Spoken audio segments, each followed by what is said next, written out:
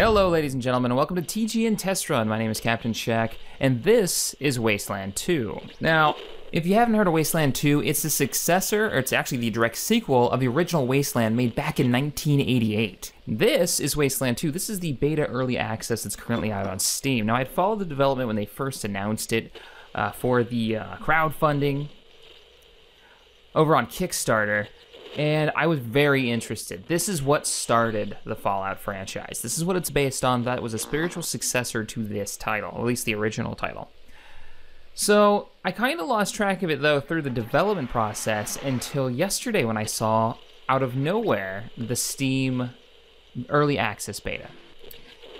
Now, I know you're probably looking at the bottom, wait, if this is early access, why is there a Red Boost DLC for $49.95? Well, the Wasteland series has at least this one does, has a great sense of humor. Just kidding, you didn't think we'd really have downloadable content, did you? During the beta? This day and age for gaming, I wouldn't even be surprised a beta with DLC content. It just, So, we're gonna go ahead and make a new character and kind of show the character creation process. The sound design in this game is fantastic. It's actually done by one of the original Fallout sound designers, and it has some of the best ambient music. You'll hear it later. So you can make up to 4 characters for your party, and you can recruit, I think it's 3 non-creatable slots you have for characters that are already in the world on top of the 4 you get, so you can get a fairly large sized group. You got some pre-made characters which have their stats are already made. They got a little bit of background. Like Pills here is a medic who's also addicted to the drugs that she uses to heal people. You've got a stealth guy, Fade, so it's all pretty interesting. The character creation, very reminiscent of Fallout 1. So let's go ahead and get that started. Attributes, allocate your attribute points. You've got stats that'll remind you of Fallout: condition, luck, awareness, strength, speed, intelligence, and charisma. Now, condition and speed is a mix of agility and what was it in Constitution, I want to say, from Fallout. Awareness would be your perception. It's pretty standard. Coordination. So it gives you more agility points, which is exactly what agility used to do in Fallout, or does do in Fallout. Speed is the same thing. It'll give you more movement per point that you have of AP. So let's give a few points of strength to carry more goods. We'll make this guy, actually let's make a melee character. So let's just do all strength and a little condition, some speed. We'll make a melee character, not a normal character build for me. I normally go for the pistolier style character, but just for trying this out. So combat skills. Combat skills are the various weapons. The very first one, anti-tank weapon, rocket launchers, you got assault rifles, bladed weapons, your handguns, pretty standard fare, especially for a Fallout game. But you've got 3 different skill types. You got knowledge and you've got general skills. Knowledge skills would be your computer hacking, your lock picking, safe cracking, and then the last one I love, toaster repair. The ability to repair and maintain toasters. People leave the damnedest things in there. Use toaster repair on any broken toaster and you come across in your travels. You never know what you might find. Now, I found 1 toaster so far in my playthrough. Didn't actually have this. Now I kind of want to know, so we're gonna put 1 point into toaster repair.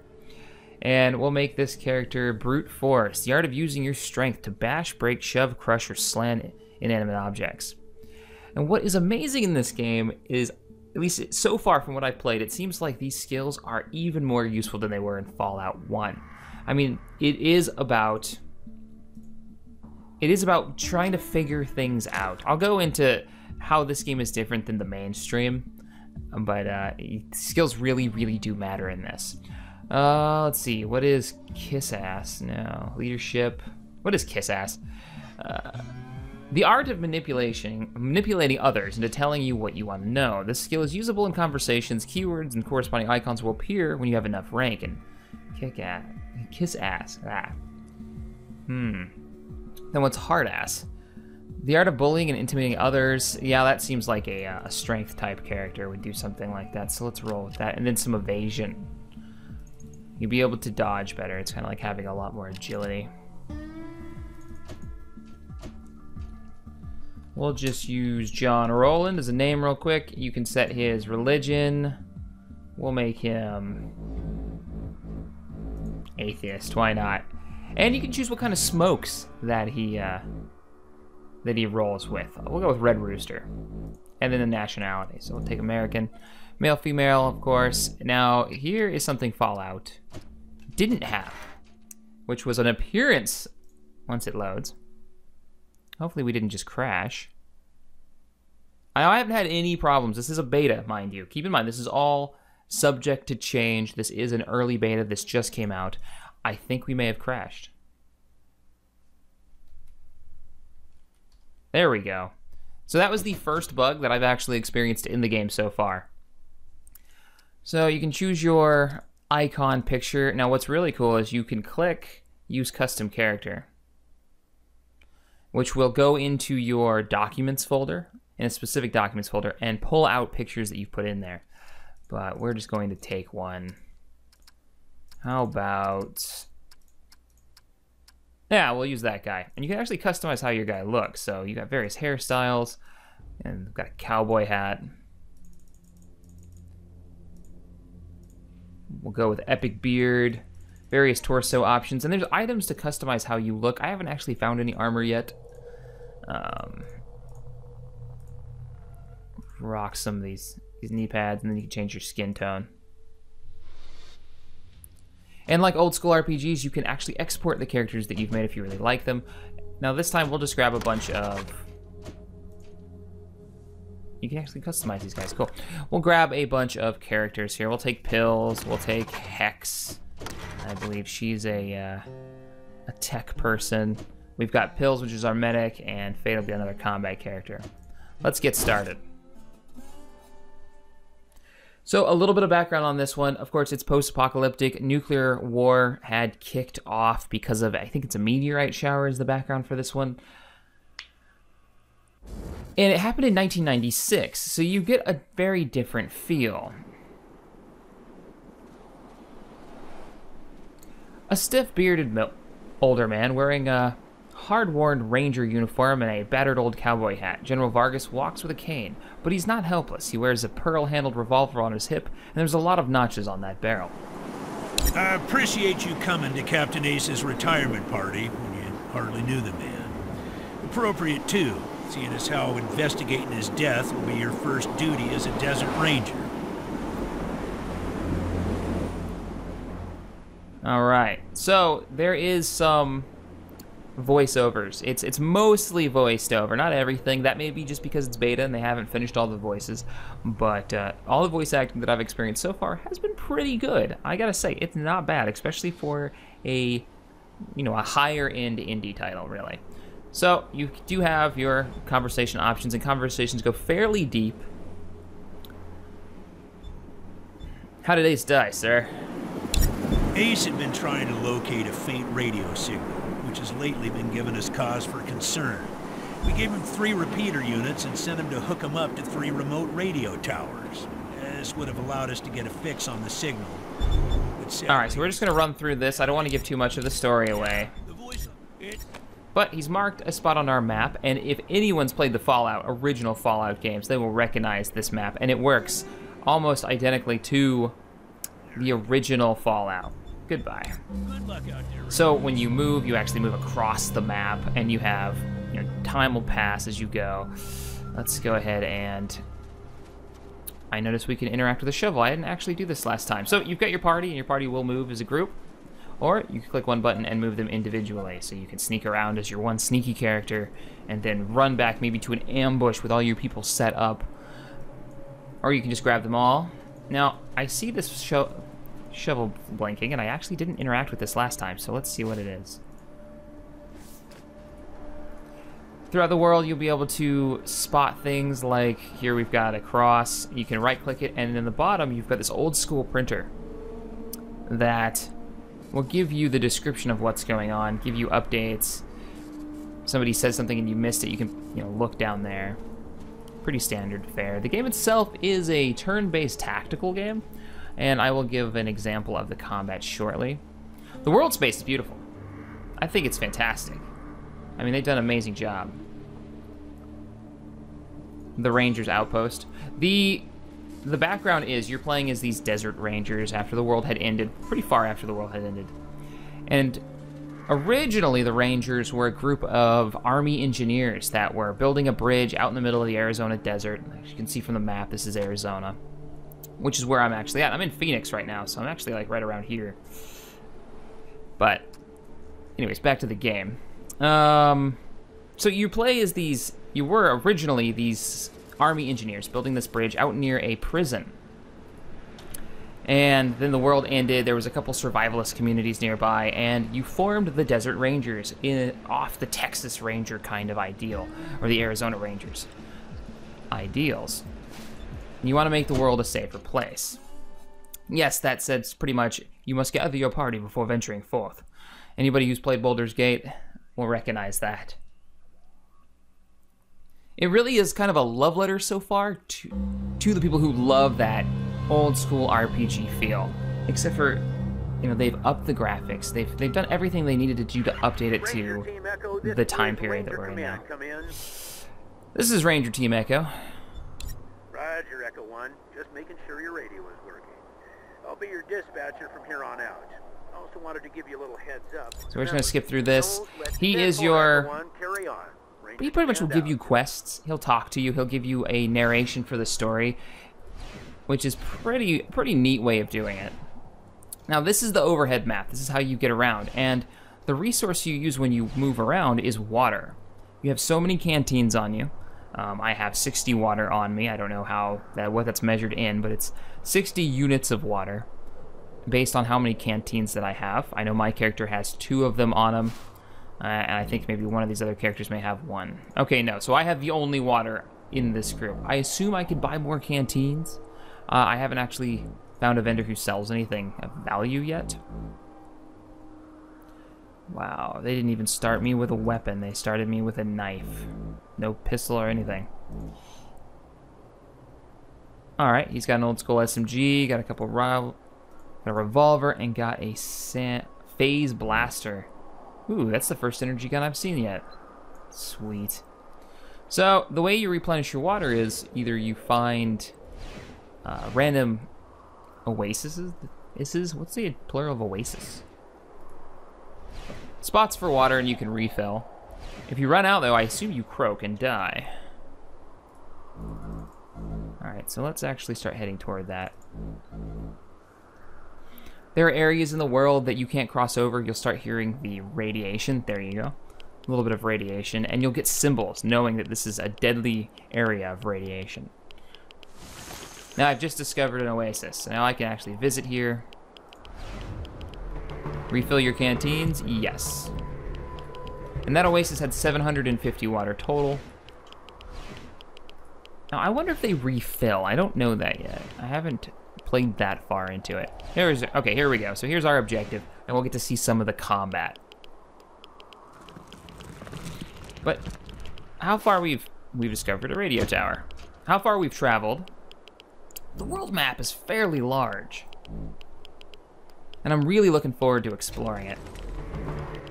So let's go into the radio tower. Now the one thing that I will say, at least in the beta, there is almost no tutorial. There's nothing to teach you how to play. It is figure it out yourself. That's how this game runs. Roger that, Echo 1. When you reach the area where Ace's body was found, give it a good going over. The folks that picked him up said it looked like he crawled there. Maybe you can find some tracks leading to where he was attacked. Copy? Copy that. 10-4, Echo 1, and check in immediately with any new info. Those repeater units are a top priority. Okay, so our mission is to find a repeater unit that's somewhere in this area. One of our ranger buddies died here, so we're going to find out why and retrieve some type of technology they left behind. So, going back to how the old school RPGs used to work, there's no compass on the map. Like you can see, there's no objective. Nothing's pointing me in the direction that I need to go. I just have to explore and figure it out myself. So you really want to read and listen to what people say because you have to figure it out. And a lot of this game is all about testing out abilities. Like I've got brute force here. I don't know what it does. Don't know what I can use it on. and I'm gonna have to figure it out. It's not gonna hold my hand and show me. And when I first did this mission, I got so lost and I got so frustrated, and then I remembered, well, this is how Fallout 1 was. You had to figure it out yourself. They're not gonna hold your hand. And then after I kind of took a break and I came back to it, I said, all right, let me give it another go, and I started to really enjoy it. But you have to get out of that mindset that everyone is in now, that this game should be pointing me directly where I need to go. I just follow the compass, do the objective, and move on to the next one. That instant gratification. No, you're gonna have to do a little work. You're gonna have to figure it out on your own. Or look up guides online as they come out. This man's gut met the pointy end of a raider's bowie knife. So we know there's raiders in the area. We can actually see a couple. One of my people has a fairly high perception skill, which dictates how far I can see, I believe. Now, we're not in combat mode yet, but we will be in a second. So what we're going to do is we're going to run our rifle ranged people over here and prepare for the combat. Once they see us and they start it,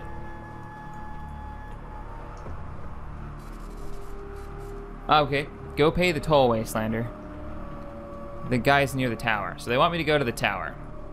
In my original game, I shot them first thing. So you know what? No, we're not gonna work with these guys. Actually, we're just gonna kill them. So let's go back. Let's do this again. I want to show you all how the combat works in this, which is pretty fun. I think the sound effects could use a little work.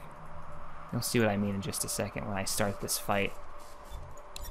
So when I go to attack, let's let Jim the Raider walk a little closer.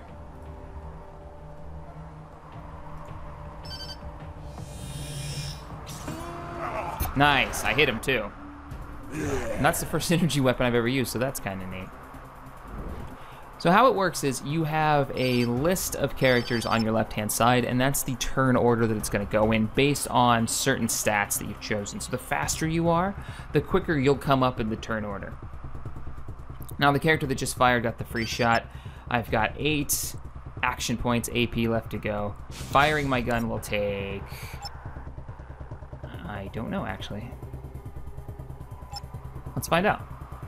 Looks like it'll take 4 AP to fire. So you click once to choose your target, click twice to actually fire. The combat system's interesting. It took me a little while to get used to it. We're gonna go ahead and intern on this character and remove our character with the revolver up a little closer.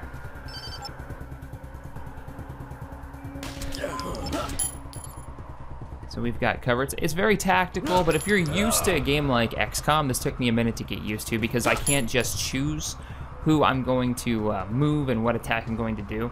It's not one team goes then the next, it's based on character stats, so it's a little jarring if you're used to XCOM. So we got a guy with an SMG here, but he's gonna miss every shot, so let's move him a little closer. Now we don't have enough AP, so we'll end his turn. Wow, she's fast. And we're gonna move her closer. Go ahead and put a shot off. 14% chance. Yeah, it's not surprising that was a miss.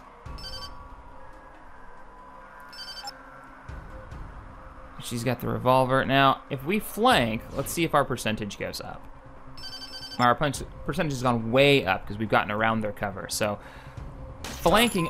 Oh, I missed the one dude and hit the guy behind him. Sweet. Here's our character, John Rowland, with his knife. And what we'll do is we're just gonna run him in like a crazy man. We'll bury you on the lone prairie. Ow, stop shooting, Rowland. Come on now. Wow, point blank missed both shots. Congratulations. You suck. See if we can kind of flank around. A little better chance. Probably shouldn't have done that. I probably should have moved around the cover and flanked. 89% chance. Come on. There we go. Guns do have ammo you have to reload. That's going to use AP, so it's... I gotta say, I love the combat in this. I mean, it is every part of Fallout that I enjoyed. Bam. Roland's still getting pop shots at point blank range, but he's got all that condition, it's not really gonna matter. Hopefully I don't shoot my buddy. Fantastic. But you can see how slow Roland is compared to everybody else. He's only moved twice, and everybody else has moved about 4 times. Character stats really do matter. Come on. There we go. Of course, you gain some XP. They give you a nice little breakdown of how it all works. But that is combat. That is combat in Wasteland. Pretty fun. I'm really enjoying it. You kind of get an idea of how things work. The story trees, the actual conversations with characters, are pretty in-depth and mostly voiced. So if you're looking for I'm just gonna grab everything they've got. This party is actually a better set so far, combat-wise, than my last one. My last one was pretty weak, and I ran out of supplies pretty quickly. So let's see what we've got here. I don't have any actual grenades. I wanted to show grenade skills, but I didn't bring any. We can use our medic to run over and actually heal one of our characters, and that's how you use skills. They're down here on the bottom. You can change what you have down here. As you level, you can get access to new skills, put in new stats. All pretty standard Fallout fare. So, to wrap this up, if you enjoyed Fallout 1, Fallout 2, and to some extent Fallout Tactics, even though this doesn't have the real-time option that Fallout Tactics had, then you're gonna love this game. You really are. But it's in beta right now, and it's $60 to get into the beta. So $60 for an unfinished game. But you get to play it early and help the development of the title. So there's the balance. I had no problem paying $60 for this title because I wanted to help make it a better experience. I'm actually going to send the developers a note on some of the things that I would work on. One being a tutorial for new players, because it is really, really jarring to go back to such an old school style, even though this game looks, I think, just fantastic. It's beautiful. It really is. And the sound design is probably the highest point for this game for me. But yeah, the tutorial would be something that they could really, really use to work on. Just something basic, like this is what this does, and this is what this does. All right, guys, well, I'm going to start this combat. If you enjoyed this episode of TG10, please hit that thumbs up button, subscribe here for more Wasteland, Fallout, Space Sim coverage, all that good stuff. And as always, thanks for watching. I will see you guys next time. I'm not paying you jack. Goodbye. Get a little more combat in before we call it. Damn, she's so much better than my last character. My whole last team couldn't aim worth a damn. Go ahead and move up around him. Shoot him in the back with an energy gun. Poor Roland, he's never gonna go.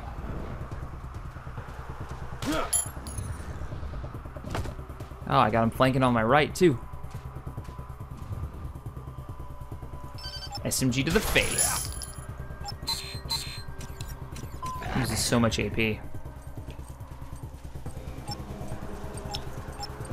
Oh boy. Bad dog.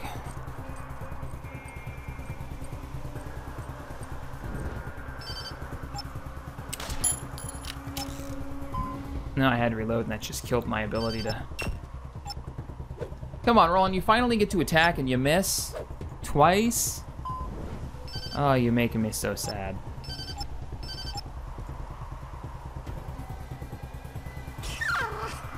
Alright, Feral Dog is down. Look at the wicked artwork. That's...